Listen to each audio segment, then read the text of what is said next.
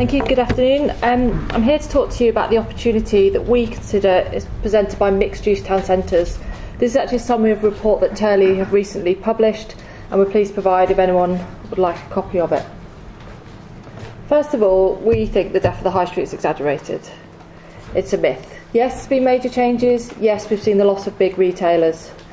But our centres are still very important assets. They're still the central part of many people's towns and settlements. And retail still has an important part to play in that. Turning it on its head, in-store spending is still worth 4 times more than internet shopping. Retail does need to evolve. It does need to be reinvigorated if it's going to be part of a mixed-use centre.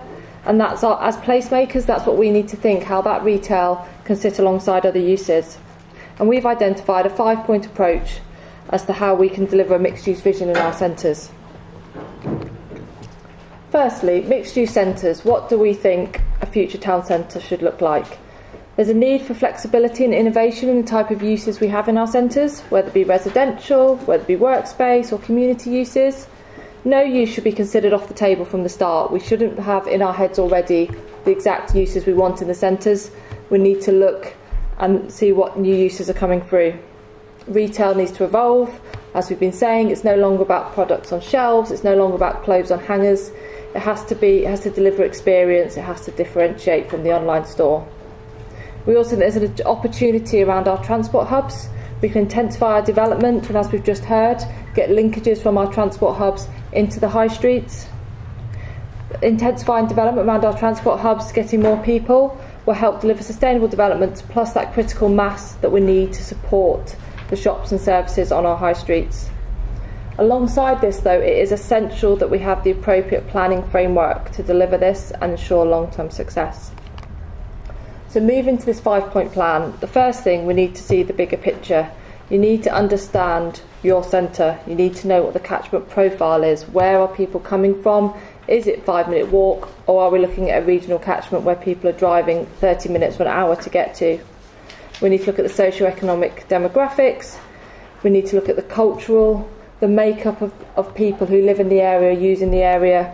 And we need to also look widely at the requirements for housing, business space, health and social infrastructure in the borough, using evidence base that you might already have, housing needs assessment, employment needs assessment. What are they, so we can understand exactly what is needed in that area?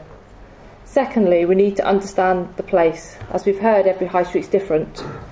What makes this centre special? What makes it worthy of investment? What are its physical characteristics? How is it functioning? What are its problems? What are its weaknesses? Do we know what they're caused by?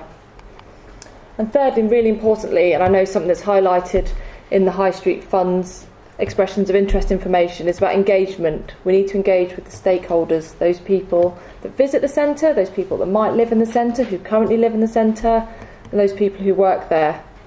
This isn't just a tick box exercise, it's not presenting them with plans. We need to engage with the stakeholders and at the start of it and listen to what they want and then try and incorporate that into plans.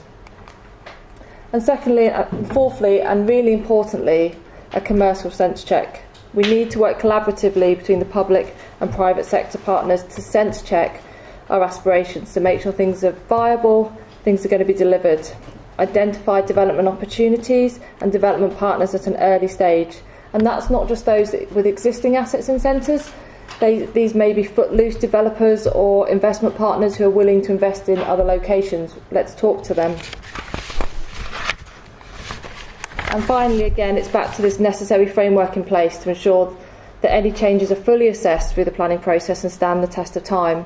This doesn't mean getting bogged down in preparing reams and reams of new policy for development plans, because that won't provide the timely intervention. It's just making sure we have the guidance in place. I mean, there's many benefits of mixed-use town centres. A successful centre comprising well-planned and executed developments and interventions will have lots and lots of benefits. But one particular strand we've looked at is the potential to deliver much-needed housing within our centres. We can help create or recreate communities in our centres. Again, there's critical mass, more people in the centres. But also create ownership of centres. If people live there, they may feel more responsibility about its success. And just breaking this down, we've done an exercise using Experian Go data There's forecast to be about 8 million square metres of vacant commercial floor space in our town centres across the UK. And it's how can this be reused? If you just took 35% of this vacant floor space and converted that into residential, that's 45,000 new homes. That goes a long way to addressing our housing crisis. And that's a mix of ownerships, whether it be retirement, whether it be market housing for families, affordable housing, student accommodation.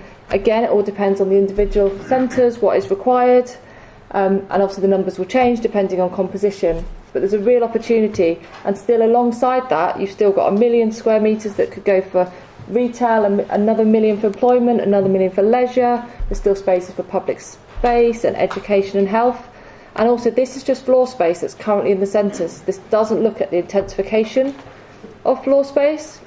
So where we've got 2-storey shopping centres where we could build up, is there potential to have higher density? And again, so that'll be even more residential. We feel that's a real opportunity. So bring it all together in terms of our sort of recommendations. We really believe there's potential to create successful mixed-use town centres. But for them to be livable and usable, we need to understand each centre, and that has to be our starting point. And planning reform is required to enable centres to evolve quickly. This doesn't necessarily mean expansion of PD rights to the degree proposed by the government.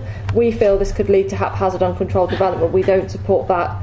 But we do support some changes, but it needs to make sure there's the necessary checks and measures in place so that we create livable and viable cities. Thank you.